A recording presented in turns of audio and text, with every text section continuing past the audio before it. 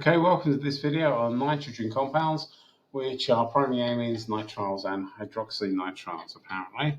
All right, here we go then. So what we're going to look at, first of all, well, we're going to look at nitrogen compounds. Okay, well, that doesn't look very good, does it? Right, now let's have a look at amines to start with. What's an amine? Then we can use nice bright colours so we can see. What's an amine? An amine is an alkyl group connected to an NH2.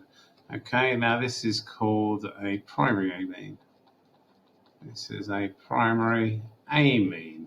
Now we don't have to know about secondaries and tertiaries at AS level, so we just have to know about primaries. And this is the amine functional group, the NH2 functional group.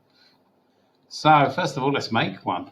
Well, we make them from our old friend halogenoalkanes. Halogenoalkanes. Okay, the starting point for most of chemistry. Okay, so we have a CH3, a CH, and an I, and this is obviously iodoethane. All right, now we're going to swap out this group for an NH2 group. Okay, so the mechanism here is going to be some sort of substitution. All right, now let me draw my partial charges. So this is going to be delta plus, delta minus. And we're going to use an ammonia to add on to this, aren't we? So there's an ammonia, NH3. There we go. Now, all of nitrogen compounds, their speciality, as it were, is a lone pair on that. Now, this ammonia is going to attack the positive center. So this is a nucleophile. The ammonia is a nucleophile. And it's going to swap out the I for NH2. So the mechanism here is therefore called nucleophilic addition. Okay, nucleophilic addition. So let's get on with it then. Right, now let's get a nice color. All right, so these electrons go here. And these electrons go onto there. Okay, so what do you get? You get this. Okay, you get CH3. CH2. Now this has been covered better elsewhere. Okay, you get NH3 here because the ammonia's gone on. Okay, but this is plus. And the other thing you get is the I minus has come off. Okay, now what happens now is these electrons here go on to the nitrogen, all right, and therefore these electrons come on and pick this hydrogen up. So we end up with this. Okay, there you go. And we end up with NH2 and HI. Okay, so there you go. It's a substitution, isn't it? So that's the mechanism, and it's now we've talked about this before, but this is a primary halogenoalkane, and it's a primary halogenoalkane, and therefore the mechanism is going to be an SN2 mechanism. All right. Now there you go. Excuse me. Now how do we do it though? Well, and this is very important. If you just remember this, that'd be great. You start off obviously your halogenoalkane, and we react it with ammonia. Okay, and now this is, and the condition is hot or heat. Now the ammonia is dissolved in ethanol, so we call that ethanolic. Okay, now if we heat ammonia in ethanol up, the ammonia will escape, so we do this in a sealed tube, okay, under pressure. The reason is we don't want the ammonia to escape. So please learn this. Okay, these are the reagents. That's the reagent, the halogenoalkane and the ammonia. This is the reagent. And these are the conditions, that and that. And these are the conditions. And that's really all we have to know about primary amines. The only other thing I can think about off the top of my head is this. There you've got a primary amine, the one we've just made. Okay, and there's NH2. Okay, now because of the lone pair on the nitrogen, these act as bases because they can accept protons. So if I react it with something like HCl, I'm going to get CH3, CH2, NH3 plus, because the proton is going to go on to there, and Cl minus. So we get the salt. Okay, because they act as bases, and the HCl acts as an acid. Okay, there you go. Let's not go too far into these. All right, but that's about it, really. Next thing we have to do is nitriles. Okay, these are nitriles. Now, nitriles have this. There's an R group connected to a C triple bond N. Okay, now because, and I hope you know this part of the molecule is straight, it's linear. Okay, because there's only two electron directions. There's one there and one there around that carbon. And if it's linear, it must be sp hybridized. Okay, if it's, what's this called again? If it's trigonal planar, like in a carboxylic acid, like that, it is sp2 hybridized. And if it's a tetrahedral, it's going to be, this is a tetrahedral, it's going to be sp3 hybridized. All right. Anyway, so this is a nitrile. Now, how do we name them? Well, let's have a look at one. CH3, CH2, CN. This is called propane nitrile. Okay, it's got 3 carbons, and it's a nitrile, so it's propane nitrile. How do we make them? That's an interesting thing. What do we start with? We start off with our old friend, a halogenoalkane. Okay, so let's start off with, well, let's try and make propane nitrile. Now, this is interesting because you start off with one less carbon atom. One, there's eth, I'm going to draw eth. This is bromoethane, just to mix it up. And now, our nucleophile now is going to be a C triple bond N. And this has a negative charge, and there's a lone pair on my carbon. Now, this attacks this. Why does it attack this? Because this is delta plus, delta minus. These electrons, which one is that? Was it that one? That one, that one, that one, I guess. These electrons go onto there.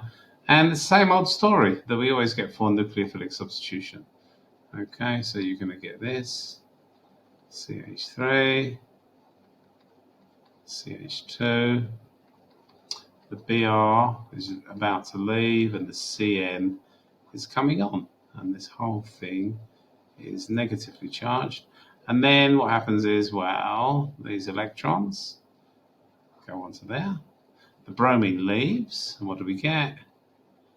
We get this, CH3, CH, Cn. And the big deal here is, on the left, we've got this thing. There's 2 carbon atoms. My pen's not working great today. So you have 2 carbons here. And obviously our thing here, we have 3 carbons. So if you want to increase the chain length, so this is a great way to increase chain length. And if you're going to increase the chain length, this is how you do it. Okay, so you add a CN, all right, and there you go. So if you ever see something on the left with 4 carbon atoms and something on the right with 5 carbon atoms, this is the only way you can do it. All right, so let's pretend we're doing this one. So we're going to start off with bromo, ooh, that's a B, bromoethane. All right, and you react it, these are reagents. The reagents is potassium cyanide, which is KCN. And potassium cyanide is ionic, bromoethane is covalent. So we need a solvent that dissolves them both. So we say ethanolic and aqueous. Okay, this is known collectively as an aqueous ethanolic solution. It's 50-50 ethanol to water. All right, and there you go. And you reflux. In other words, you heat it up a lot. If you can't remember reflux, just say heat. So please remember this. Okay, and what are these things? Well, these things on the left, these things here, that and that are the reagents, and this are the conditions. Okay. Now the only thing what you get is these nitrile compounds. So nitriles, as far as I'm aware, I can't think of anything interesting about them really. They only do one thing: they hydrolyze. Okay. So what's interesting about these guys? They hydrolyze. Now hydrolysis means they react with water somehow. Okay, but we don't use water to hydrolyze, annoyingly. We use a mineral acid. Okay, now it's a dilute mineral acid, and that's where we get the water bit. We get the water because of the dilute bit. So let's have a look at a nitrile. So let's do the one we did. This is propane nitrile. Okay, now you don't have to know the mechanism for this, but if we react with a mineral acid. Mineral acids are HCl, nitric, and sulfuric. They've all got to be aqueous because we need the water for the reaction. Okay, so what do you get when you hydrolyze a nitrile? You get the corresponding carboxylic acid. Now this always comes up. Okay, the hydrolysis of a nitrile, and this is the corresponding acid, and this is propanoic acid. Okay, there you go. Now I've also been asked about hydroxynitriles. Now hydroxynitriles, we talked about hydroxynitriles.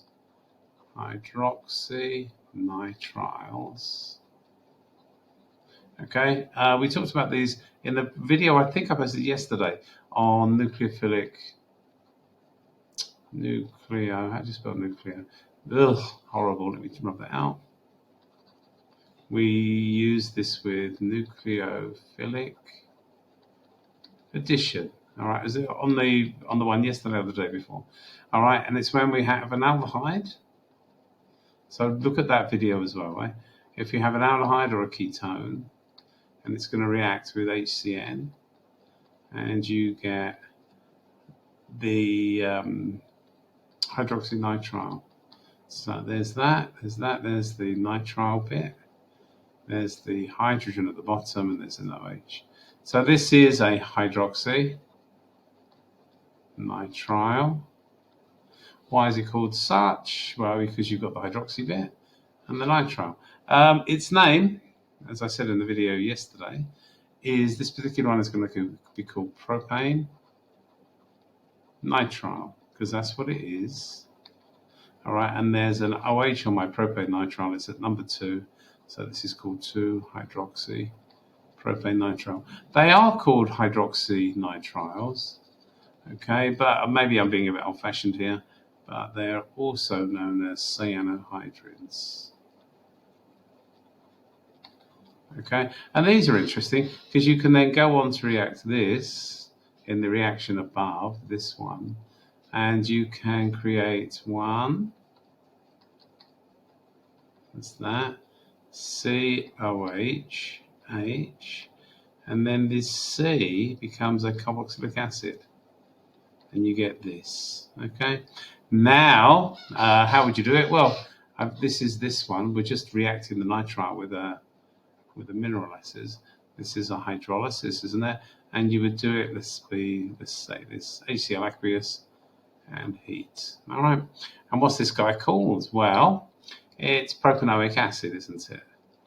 So this guy is propanoic acid. But there's an OH on my propanoic acid, so it's hydroxy propanoic acid, and it's on carbon number 2. This is carbon number 1, this is carbon number